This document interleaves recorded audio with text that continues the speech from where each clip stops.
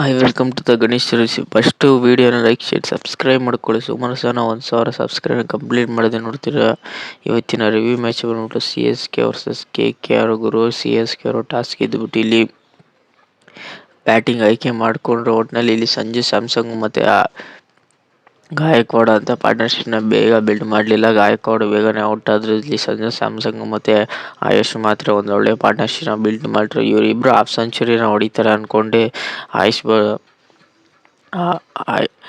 ಆಯುಷ್ ಮಾತ್ರ 17 ಬಾಲ್ಗೆ 38 ರನ್ ಹೊಡೆದ್ರೆ ಎರಡು ಸಿಕ್ಸು 4 4 ಹೊಡೆದ್ರು. ಇಲ್ಲಿ ಸಂಜು ಸ್ಯಾಮ್ಸಂಗ್ 32 ಬಾಲ್ಗೆ 48 ರನ್ ಹೊಡೆದ್ರು, 4 4 3 ಸಿಕ್ಸ್ ಹೊಡೆದ್ರು. ಒಟ್ಟಿನಲ್ಲಿ ಇವರಿಬ್ಬರು ಪಾರ್ಟ್ನರ್ಶಿಪ್ ಇಂದನೇ 192 ಕಲೆ ಹಾಕಕ್ಕೆ ಹೋದ್ರು. ಒಟ್ಟಿನಲ್ಲಿ ಪವರ್ ಪ್ಲೇ ಮಿನಿಮಮ್ 1 ವಿಕೆಟ್ನ ಕಳ್ಕೊಂಡ್ರು. ಆಮೇಲೆ ಇವರಿಬ್ಬರು ಪಾರ್ಟ್ನರ್ಶಿಪ್ ತುಂಬ ಚೆನ್ನಾಗಿ ಬಿಲ್ಡ್ ಆಯಿತು ಗುರು. ಒಟ್ಟಿನಲ್ಲಿ ಮಿನಿಮಮ್ 11 ಓವರ್ಗೆ ಇಲ್ಲಿ ಸಂಜು ಸ್ಯಾಮ್ಸಂಗ್ ಔಟ್ ಆದರು. 111ಕ್ಕೆ ಔಟ್ ಆದರು ಇಲ್ಲಿ ಸಂಜು ಸ್ಯಾಮ್ಸಂಗ್. ಅವರಿಬ್ಬರು ಏನು ಇಲ್ಲಿ ಆಯುಷ್ ಮಾತ್ರ ಇಲ್ಲಿ ಅಗ್ರೆಸಿವ್ನೆಸ್ನ ತೋರಿಸಿದ್ರು ಗುರು. ಇಲ್ಲಿ ಸಂಜು ಸ್ಯಾಮ್ಸಂಗ್ ಬಾಲ್ ಟು ಬೌಲರನ್ನು ಹೊಡೆದ್ರು. 32 ಬಾಲ್ಗೆ 48 ರನ್ ಹೊಡೆದ್ರು. ಇಲ್ಲಿ ಆಯುಷ್ ಭಟ್ ಅವನಿಗೆ ಕ್ರೆಡಿಟ್ ಕೊಡಬೇಕು. ಅವ್ರ ಹಿಂದೆ ಬಂದ ಇಲ್ಲಿ ಸರ್ವಜ್ ಖಾನ್ ಒಟ್ನಲ್ಲಿ ಅಂತ ಹೇಳ್ಕೊಳ್ಳೋ ಬ್ಯಾಟಿಂಗ್ ಆಡಿದ್ರು. 18 ಬಾಲ್ಗೆ 23 ರನ್ ಹೊಡೆದ್ರು. ಒಟ್ಟಿನಲ್ಲಿ ಇಲ್ಲಿ ಮಿಡಲ್ ಆರ್ಡರ್ CSK ಅಂತ ಹೇಳ್ಕೊಳ್ಳೋ ಪಾರ್ಟ್ನರ್ಶಿಪ್ ಬರಲಿಲ್ಲ. ಒಟ್ಟಿನಲ್ಲಿ ಮೇನು ಗುರು ಸಂಜು ಸ್ಯಾಮ್ಸಂಗು ಒಟ್ಟಿನಲ್ಲಿ ಅಂಥ ಅಗ್ರೆಸಿವ್ನೆಸ್ ಬ್ಯಾಟಿಂಗ್ನ ಬರಲಿಲ್ಲ. ಯಾಕೆಂದರೆ ಸಂಜು ಸ್ಯಾಮ್ಸಂಗು ಒಟ್ಟಿನಲ್ಲಿ ನಾರ್ಮಲ್ ಕ್ರಿಕೆಟ್ ಶಾಟ್ನ ಹೊಡೆಯಕ್ಕೆ ಬಂದರು. ಒಟ್ಟಿನಲ್ಲಿ ಇಲ್ಲಿ ಸಂಜು ಸ್ಯಾಮ್ಸಂಗು ಆಯುಷ್ ಭಟ್ ಅವನ ಪಾರ್ಟ್ನರ್ಶಿಪ್ ತುಂಬ ಚೆನ್ನಾಗಿತ್ತು ಅಂತ ನನಗೇನು ಅನ್ನಿಸ್ತು ಗುರು. ಒಟ್ಟಿನಲ್ಲಿ ಅದಂಗೆ ಶಿವಮ್ ದುಬೆ ಕಮ್ ಬ್ಯಾಕ್ ಆದರು. ಒಟ್ಟಿನಲ್ಲಿ ಶಿವಮ್ ದುಬೆ ಅಂತ ಹೇಳ್ಕೊಳ್ಳೋ ಆಟ ಆಡಲಿಲ್ಲ. ಇಲ್ಲಿ ಬಾಲ್ ಟು ಬಾಲ್ ರನ್ ಹೊಡೆದ್ರು ಗುರು. ಒಟ್ಟಿನಲ್ಲಿ 12 ಬಾಲ್ಗೆ 13 ರನ್ ಹೊಡೆದ್ರು ಅಂತ ಹೇಳ್ಕೊಳ್ಳೋ ರನ್ ಯಾರೂ ಹೊಡಿಲಿಲ್ಲ. ಇಲ್ಲಿ ಲಾಸ್ಟ್ ಓವರಲ್ಲಿ KKR ತುಂಬ ಚೆನ್ನಾಗಿ ಓವರ್ನ ಮಾಡಿದ್ರು. ಒಟ್ಟಿನಲ್ಲಿ ಕ್ಯಾಮ್ರನ್ಗೇನು ತುಂಬ ಚೆನ್ನಾಗಿ ಓವರ್ಗಳನ್ನ ಮಾಡಲಿಲ್ಲ. ಇಲ್ಲಿ ಇಲ್ಲಿ ಸುನೀಲ್ ನಾಯರ್ ತುಂಬ ಚೆನ್ನಾಗಿ ಕ್ರೂಷಿಯಲ್ ಮೂಮೆಂಟ್ಗಳಲ್ಲಿ ಒಂದೊಂದು ವಿಕೆಟ್ಗಳನ್ನ ತಕ್ಕೊಟ್ರು. ಒಳ್ಳೆ ಸಿಕ್ಕಾಪಟ್ಟೆ ಎಕ್ಸ್ಪೆನ್ಸಿವ್ ಇದೆ ಸ್ಪೀಡಿಂಗ್ ಬೌಲಿಂಗು. KKR ಸಿಕ್ಕಾಪಟ್ಟೆ ವರ್ಸ್ಟ್ ಆಯಿತು. ಇಲ್ಲಿ ವರುಣ್ ಚಕ್ರವರ್ತಿನ ಇಂಪ್ಯಾಕ್ಟ್ ಪ್ಲೇಯರ್ ಆಗಿ ತೊಗೊಂಡ್ರು ಅಂತ ಹೇಳ್ಕೊಳ್ಳೋ ಓವರ್ಗಳ ಮಾಡಲಿಲ್ಲ. 3 ಓವರ್ಗೆ 26 ರನ್ ಹೊಡೆಸ್ಕೊಂಡ್ರು.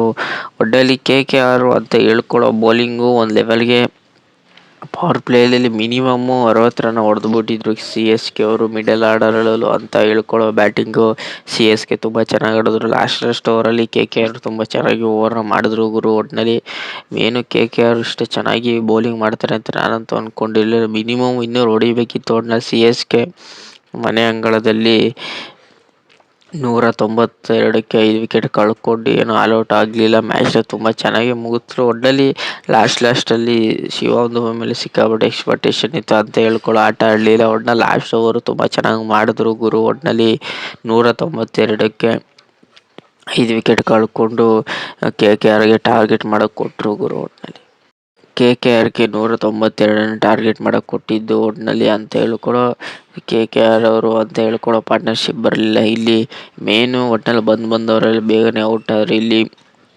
ಅಜಿಂಕ್ಯ ರಹಾನೆ, ಸುನೀಲ್ ನಾಯರ್ ಅವರಿಬ್ಬರು ಪಾರ್ಟ್ನರ್ಶಿಪ್ ತುಂಬ ಚೆನ್ನಾಗಿ ಬಿಲ್ಡ್ ಮಾಡಿದ್ರು. ಪವರ್ ಪ್ಲೇಯಲ್ಲಿ ಆಲ್ಮೋಸ್ಟ್ ಇಲ್ಲಿ ನೋಡೋದಾದರೆ ಪವರ್ ಪ್ಲೇ 2ನೇ ಓವರಲ್ಲೇ 1 ವಿಕೆಟು, ಆಮೇಲೆ ಪವರ್ ಪ್ಲೇ 5ನೇ ಓವರಲ್ಲೇ 3 ವಿಕೆಟ್ ಆಗ್ಬಿಟ್ಟಿತ್ತು. ಒಟ್ಟಿನಲ್ಲಿ ಪವರ್ ಪ್ಲೇ ಅಂತ ಹೇಳ್ಕೊಳ್ಳೋಷ್ಟು ಬರಲಿಲ್ಲ. ಯಾಕೆಂದರೆ ಇಲ್ಲಿ ಅಜಿಂಕ್ಯ ರಹಾನೆ ಇಲ್ಲಿ ಅಂತ ಹೇಳ್ಕೊಳ್ಳೋ ಆಟ ಆಡಿದ್ರು. ಒಟ್ಟಿನಲ್ಲಿ ಬರಲಿಲ್ಲ. ಒಟ್ಟಿನಲ್ಲಿ ರಿಂಕು ಸಿಂಗ್ ಆಗಲಿ ಅಂತ ಹೇಳ್ಕೊಳ್ಳೋ ಆಟ ಆಡಲಿಲ್ಲ. ಕ್ಯಾಮ್ರನ್ ಗ್ರೀನು ಅಷ್ಟೇ.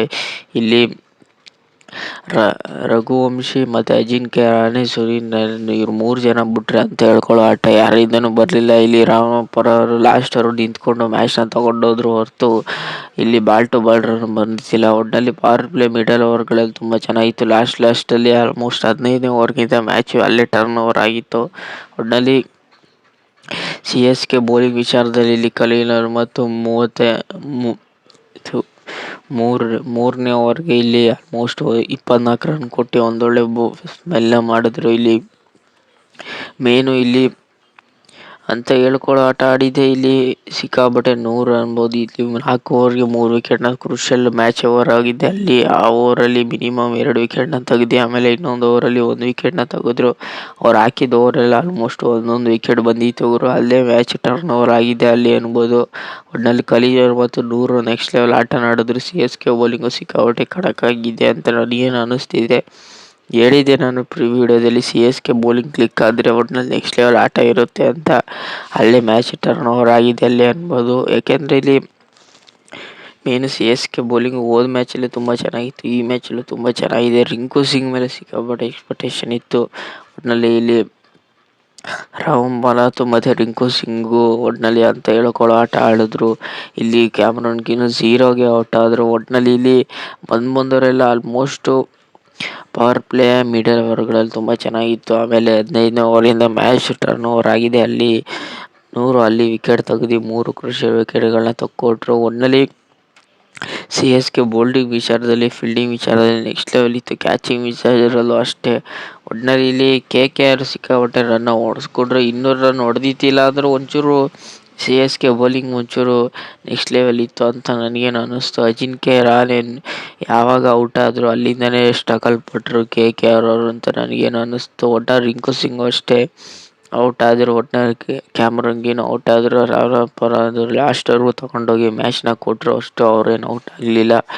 ಒಟ್ಟಿನಲ್ಲಿ ಮೇನು ಕ್ರೆಡಿಟ್ ಕೊಡಬೇಕು ಇಲ್ಲಿ CSK ಬೌಲಿಂಗ್ಗೆ ಅಂತ ನನಗೇನು ಅನ್ನಿಸ್ತು.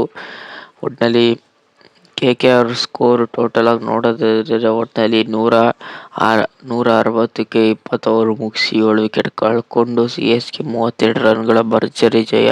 ಒಟ್ಟಿನಲ್ಲಿ ಟೂರ್ನಿಮೆಂಟಲ್ಲಿ ಈಗ CSKಗರು ಎಷ್ಟನೇ ಸ್ಥಾನದಲ್ಲಿದ್ದಾರೆ ಅಂದರೆ ಇಲ್ಲಿ 8ನೇ ಸ್ಥಾನದಲ್ಲಿ ಅವರೇ. ಒಟ್ಟಿನಲ್ಲಿ ರನ್ ರೇಟ್ ಒಂಚೂರು ಕಡಿಮೆ ಇರೋದ್ರಿಂದ 5 ಮ್ಯಾಚಲ್ಲಿ 2 ಮ್ಯಾಚ್ ಗೆದ್ದುಕೊಂಡು ಒಟ್ಟಿನಲ್ಲಿ CSK ಅವರು ಕಮ್ಬ್ಯಾಕ್ ಆಗಿದ್ದಾರೆ.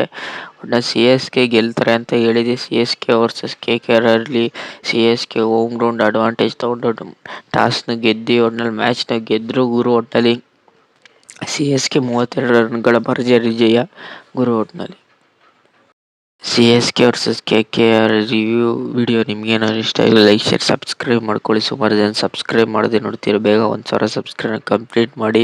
ಒಂದು ಲೈಕು ಮಾಡಲ್ಲ, ಸಬ್ಸ್ಕ್ರೈಬ್ ಮಾಡಲ್ಲ. ಫ್ರೀ ಇದೆ ಸಬ್ಸ್ಕ್ರೈಬ್ ಮಾಡೋದು. ಸಿಗುವ ಮುಂದಿನ ಪ್ರಿವ್ಯೂ ವಿಡಿಯೋದಲ್ಲಿ. ಬೇಗ ಲೈಕು ಶೇರು ಸಬ್ಸ್ಕ್ರೈಬ್ ಮಾಡ್ಕೊಳ್ಳಿ.